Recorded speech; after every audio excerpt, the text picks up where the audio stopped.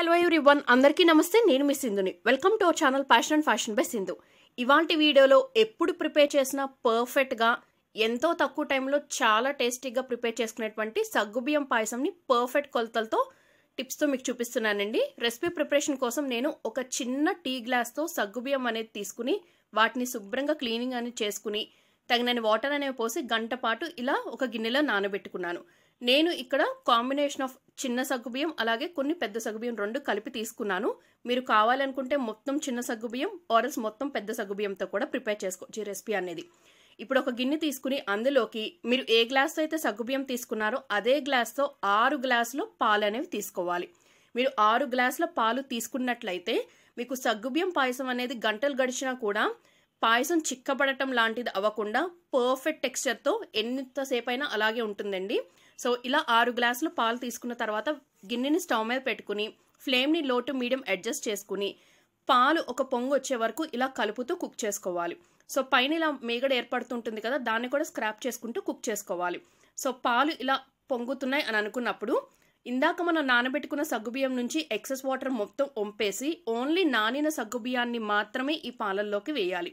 వేసిన తర్వాత ఫ్లేమ్ని లోలోకి అడ్జస్ట్ చేసుకుని సగ్గుబియ్యం మనకి ట్రాన్స్పరెంట్గా అంటే మనకి చూస్తే అది చాలా జెల్లీగా పల్చగా అవుతుంది. సో అలా అయ్యే వరకు మనం కేవలం లో టు మీడియం హీట్లోనే కుక్ చేసుకోవాలి. సో మనకి అలా కుక్ అయ్యే ముందు మనకి సగ్గుబియ్యం కనుక పర్ఫెక్ట్గా నానినట్లయితే అది ఇమీడియట్గా అంటే మనం పాలల్లో వేసిన కొద్దిసేపటికి పైకి ఇలా ఫ్లోట్ అవుతూ ఉంటుంది. సో ఇలా ఫ్లోట్ అవుతున్నప్పుడు మనకి సగ్గుబియ్యం అనేది పర్ఫెక్ట్గా నానిందని మనం గుర్తుంచుకోవాలి. సో కలుపుతూ కుక్ చేసుకోండి, అలా వదిలేయొద్దు, ఎందుకంటే పాలు సగ్గుబియ్యం త్వరగా అడుగు పట్టేసే ఛాన్సెస్ అనేవి ఉంటాయి. సో ఇలా కలుపుతూ కుక్ చేసుకోవటం వల్ల మీకు సగ్గుబియ్యం అనేది యూనిఫామ్గా కూడా కుక్ అవుతుంది. నేను ఈ రెసిపీని మరింత హెల్దీగా ప్రిపేర్ చేయడం కోసం ఈ రెసిపీ ప్రిపరేషన్లో నేను బెల్లం అనేది యూస్ చేశాను. సో మనకి సగ్గుబియ్యం కొంచెం ట్రాన్స్పరెంట్గా కుక్ అయింది అని అనుకున్న తర్వాత ఇందులోకి 1 టీ స్పూన్ వరకు యాలకుల పొడి కూడా వేసుకుని బాగా కలుపుకుని ఫ్లేమ్ అనేది టర్న్ ఆఫ్ చేసేయాలి. ఫ్లేమ్ టర్న్ ఆఫ్ చేసిన తర్వాత మాత్రమే మనం బెల్లం అనేది యాడ్ చేయాలి. వేడి మీద ఉన్నప్పుడే మనం బెల్లం యాడ్ చేసేసినట్లయితే ఒక్కొక్కసారి మనం తీసుకున్న బెల్లంలో ఉప్పదనం ఉండటం వల్ల మనకి పాలు అనేది విరిగిపోయినట్లు అయిపోతుంది. సో ఖచ్చితంగా ఫ్లేమ్ అనేది టర్న్ ఆఫ్ చేసి అప్పుడు మాత్రమే మీరు ఏ గ్లాస్తో అయితే సగ్గుబియ్యము పాలు తీసుకున్నారో అదే గ్లాస్తో 2 గ్లాసుల వరకు సన్నగా తరిగినటువంటి బెల్లం అనేది వేసుకుని గిన్నె మీదకి ఒక మూత అనేది పెట్టేసి కాసేపు పక్కన పెట్టేసుకోండి. మీరు ఈ బెల్లం అనేది మీరు తినే తీపికి తగినట్టుగా 1.5 గ్లాసుల నుంచి 2 గ్లాసుల వరకు అడ్జస్ట్ చేసుకుని తీసుకోవచ్చు. ఇప్పుడు స్టవ్ మీద మరొక ప్యాన్ పెట్టుకోండి. ఇందులోకి 1 టేబుల్ స్పూన్ వరకు నెయ్యి అనేది వేసుకున్నాను. మనకి స్వీట్స్ రెసిపీస్లో నూనెతో కంటే కూడా నేతితో ప్రిపేర్ చేసుకుంటేనే ఆ ఫ్లేవర్ టేస్ట్ అనేది తినేటప్పుడు చాలా బాగుంటుంది. ఇందులోకి కొన్ని జీడిపప్పు పలుకులు వేసి వీటిని కేవలం లో హీట్లోనే మంచి గోల్డెన్ బ్రౌన్ కలర్ వచ్చే వరకు ఫ్రైయింగ్ అనేది చేసుకోవాలి. ఇవి ఫ్రై అయిపోయిన తర్వాత వీటిని ఒక ప్లేట్లోకి తీసుకుని పక్కన పెట్టుకోవాలి.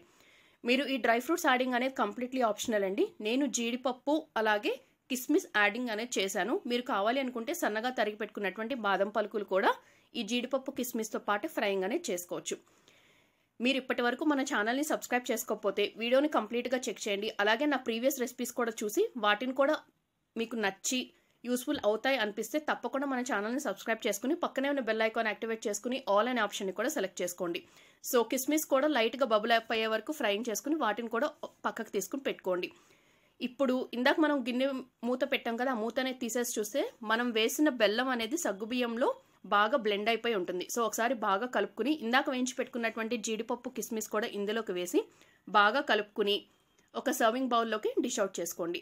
సో తప్పకుండా ట్రై చేయండి. ఈ రెసిపీ చాలా బాగుంటుంది. ఈ టిప్స్ యూస్ చేసి ప్రిపేర్ చేయండి. పాయసం ఎప్పుడు ప్రిపేర్ చేసినా కూడా పర్ఫెక్ట్ కన్సిస్టెన్సీతో అసలు విరిగిపోతుందనే మాటే లేకుండా బిగినర్స్ కూడా ఎలాంటి డౌట్ లేకుండా చాలా ఈజీగా ఇంట్లో ఏదైనా స్పెషల్ అకేషన్స్ అప్పుడు లేదా ఏదైనా పండగలప్పుడు ఈజీగా ప్రిపేర్ చేసేసుకోవచ్చు. సో వీడియో నచ్చితే మీరు ట్రై చేసి మీ ఫీడ్బ్యాక్ని మా కమెంట్ సెక్షన్లో రాయండి. అలాగే ఈ వీడియో నచ్చితే ఫ్రెండ్స్ అండ్ రిలేటివ్స్కి కూడా ఈ వీడియో లింక్ ఫార్వర్డ్ చేయండి. మరొక ఇంట్రెస్టింగ్ రెసిపీతో రేపు మళ్ళీ కలుసుకుందాం. Till then keep watching passion and fashion by Sindhu. Stay home, stay safe, take care.